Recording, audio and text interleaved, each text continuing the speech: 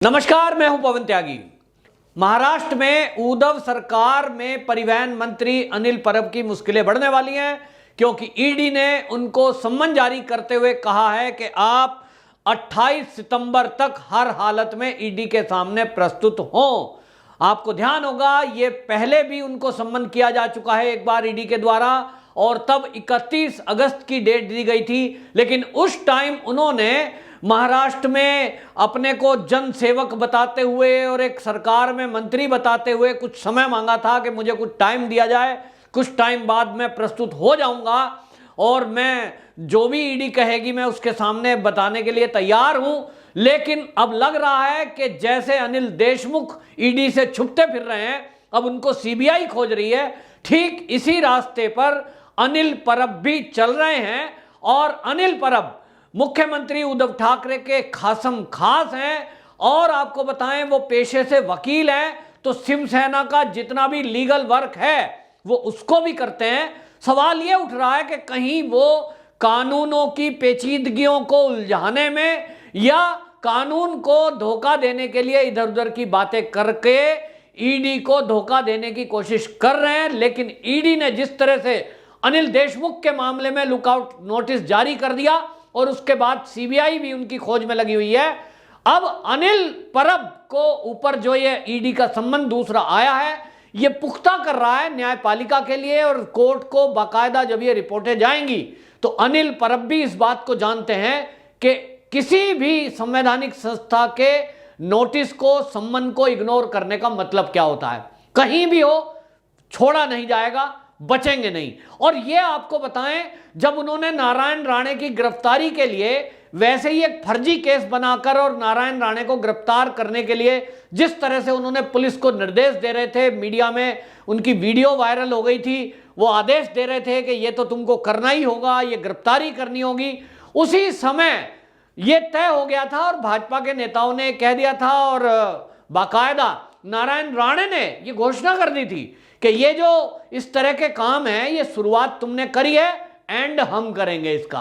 तो अब दिख रहा है कि उन्होंने सीधी सीधी एक तरफ तो गलतियां करी हैं, घपले किए हैं, घोटाले किए हैं, और घपले घोटालों का आरोप, ये एक आश्चर्य की बात और मजे की बात है कि ये बीजेपी ने नहीं लगाए।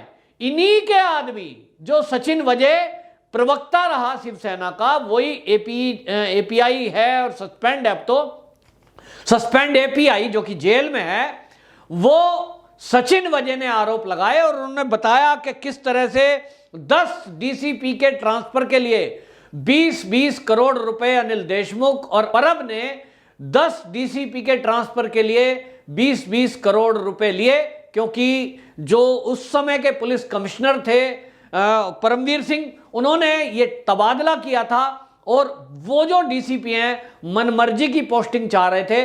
मनमर्जी की पोस्टिंग मैं करा दूंगा, ऐसा सचिन वजे की तरफ से करा गया, क्योंकि सचिन वजे वो व्यक्ति था जो था तो एपीआई पुलिस में, लेकिन वो काम करता था मंत्रालयों में, मंत्रियों के काम, पुलिस के महकमे के काम और उगाही का काम। और तो अब ये खुद अनिल परब और अनिल देशमुख की पोल जो खोली है वो सचिन वजे ने खोली है। बाकायदा लिखित में वो ईडी को गया है लेटर, और अब उसी की जांच के लिए ये ईडी को जरूरत है कि कम से कम दोनों को पकड़कर ये पूछा जाए कि वो पैसे गए कहां। और वो तब तक सिद्ध नहीं होगी इनकी बेगुनाही या गुनाह जब तक ये ईडी के सामने प्रस्तुत नहीं हो जाते। सवाल ये है कि उद्धव सरकार के ये जो मंत्री हैं, ये भागे हुए क्यों घूम रहे हैं।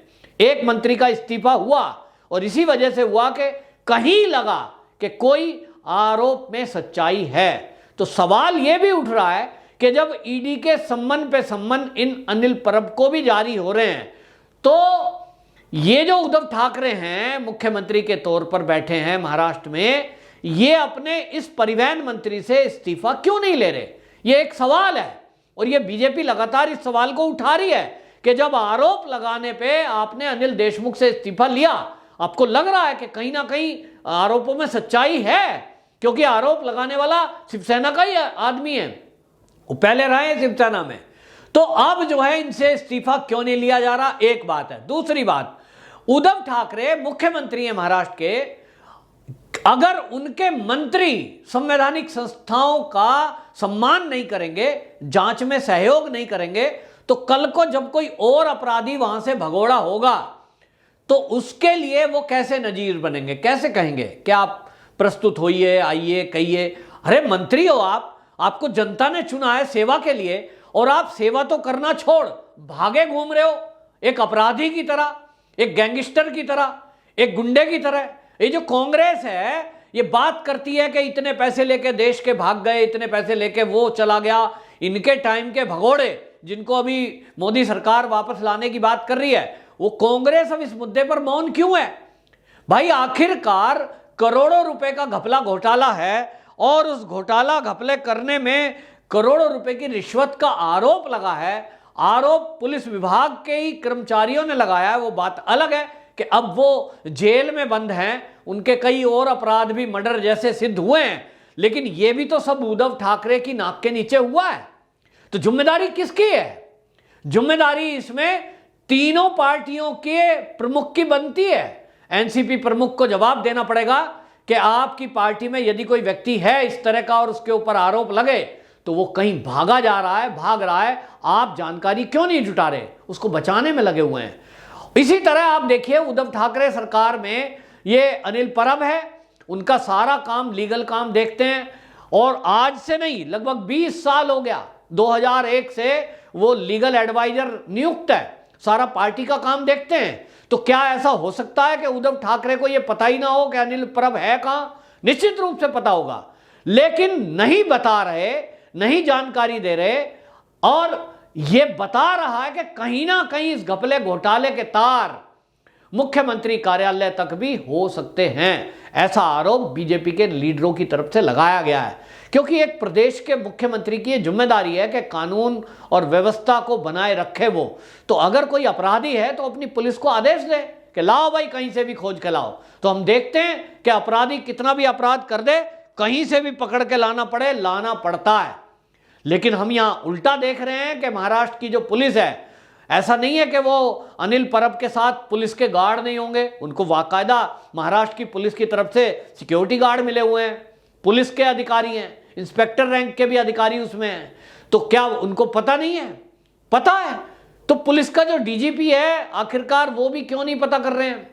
वो क्यों? क्योंकि भैया सरकार में मंत्री से पंगा कौन ले, लेकिन मुख्यमंत्री को अगर एक उदाहरण प्रस्तुत करना है कि भ्रष्टाचार करने वालों के साथ मुख्यमंत्री जी नहीं खड़े हैं, तो निश्चित रूप से उनको यह गिरफ्तारी कराने में पुलिस को आदेश देना चाहिए कि भैया ईडी को जांच के लिए सम्मन दिया और उस सम्मन का पालन नहीं हो रहा, तो ईडी अपना काम करेगी। जिस तरह से अनिल देशमुख के बारे में हमने देखा कि लुकआउट नोटिस जारी हुआ, सीबीआई को केस दिया गया, सीबीआई खोज रही है, अब एक अपराधी की तरह उनको पकड़ के लाएंगे। क्या एक्सक्यूज देंगे वो? फिर उनकी जमानत भी नहीं होगी। अभी तो जमानत हो सकती थी, और ये अनिल परब तो खुद वकील है, इनको पता है कि अगर इस तरह का कोई भगोड़ा घोषित हो जाता है उसके बाद उसको जमानत नहीं मिलती फिर, क्योंकि फिर भाग जाएगा, कोर्ट कहेगी। और ये सारा कोर्ट की निगरानी में चल रहा है। आरोप गंभीर हैं। एक तरफ आरोप जब ट्रांसफर पोस्टिंग के हैं, जिसके तो पुख्ता सबूत हैं कि एक तरफ एक ऑर्डर हुआ है मेल के जरिए मुंबई के पुलिस कमिश्नर परमवीर की तरफ से, और दूसरी तरफ जिनके लिए ट्रांसफर जहां जहां जगह पे हुआ था वो वहां गए नहीं, पैसे दिए और मनमर्जी की पोस्टिंग ली। तो ये एक बहुत पुख्ता सबूत ईडी के पास है, और इसी के आधार पर अनिल परब निश्चित रूप से जेल में जाएंगे, उनको कोई बचा नहीं सकता, और अनिल देशमुख को भी जेल होनी है। और इसीलिए ये दोनों, एक पूर्व मंत्री और एक वर्तमान मंत्री, ये जान रहे हैं कि ईडी के हाथ में ये पुख्ता सबूत हैं जो उनको जेल तक पहुंचाने में काफी हैं, बच नहीं सकते। और इसलिए एक अनुमान लगाया जा रहा था कि ये हो सकता है भाई जिसके पास एक ट्रांसफर पोस्टिंग में जिसने 40 करोड़ इकट्ठे कर लिए हों, जिनके बारे में बताया जा रहा है कि 100 करोड़ रुपया हर महीने इकट्ठा होता है, उनके पास कितने पैसे होंगे?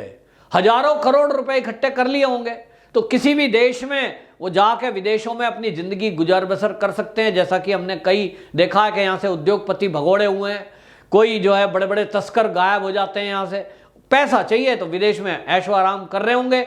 लेकिन उद्धव ठाकरे जी को चाहिए कि जो उनके जनसेवक हैं, जिन क्षेत्रों से वो विधायक चुनकर आए, जनता की सेवा करने के लिए आए, अगर वो भगोड़े हैं, वो गायब हैं, तो भैया वो जनता की सेवा कौन करेगा? तो जनता की सेवा के लिए आए हो या नोट कमाकर भागने के लिए आए हैं? ये उद्धव ठाकरे जी को चाहिए कि अपनी छवि सुधारनी है और अपने को पाक साहब घोषित करना है, तो इनको पकड़वाओ और पूछे, जनता इनसे पूछ रही है कि आप जनसेवक नाम है आपका, जनता की सेवा के लिए आए थे, लेकिन अपना ही पेट भर के नोट कमा के आप भाग गए। आपके ऊपर आरोप है, अनिल परब के ऊपर तो सचिन वजे ने बाकायदा गंभीर आरोप लगाया। उन्होंने कहा कि मुझे 50 ठेकेदारों की लिस्ट दी गई और यह कहा गया कि इनसे 2-2 करोड़ रुपए इकट्ठे ला के दो। अब यह कितनी गंभीर बात है? अगर किसी ठेकेदार से 2 करोड़ रुपए लेंगे तो 2 करोड़ छोटी राशि नहीं है। वो ठेकेदार कहां से देगा 2 करोड़? वो फिर सीमेंट में रेत मिलाएगा, और जब सीमेंट में रेत बनाएगा, क्वालिटी ठीक से नहीं होगी, तो जो काम उसको दिया जाएगा सड़क बनाने का, बिल्डिंग बनाने का, घटिया बनेगी। और जब घटिया बनेगी तो वो नुकसान किसका है? मेरे जैसे टैक्स पेयर का नुकसान है। तो मेरे जैसे टैक्स पेयर के पैसे को इनडायरेक्टली ये मंत्री लोग, ये राजनीतिक लोग इस पर ऐश करें और ये कानून और व्यवस्था का मजाक बनाएं, ये इस देश में हो रहा है। न्यायपालिका इसमें तुरंत सख्त एक्शन ले, ईडी और सीबीआई तुरंत एक्शन ले, इनकी गिरफ्तारी करे। जेल के पीछे जब ये लोग जाएंगे तो टैक्स पेयर जो हैं उनको तसल्ली होगी कि हमारे पैसों के साथ घपला घोटाला करने वाले आज इस देश में अब बच नहीं सकते। लेकिन अभी तक जो देखने में आ रहा है कि ईडी हो या सीबीआई, इनकी ढील नेताओं के लिए खास तौर पर हमें देखने को मिल रही है, लेकिन वही ढर्रा चल रहा है जो हम पहले से देखते आए हैं। निश्चित रूप से अब इसमें केंद्र सरकार को दखल देना पड़ेगा और महाराष्ट्र के जितने भी घपले घोटाले हैं तुरंत उसमें निर्णय करने की आवश्यकता है। वंदे मातरम।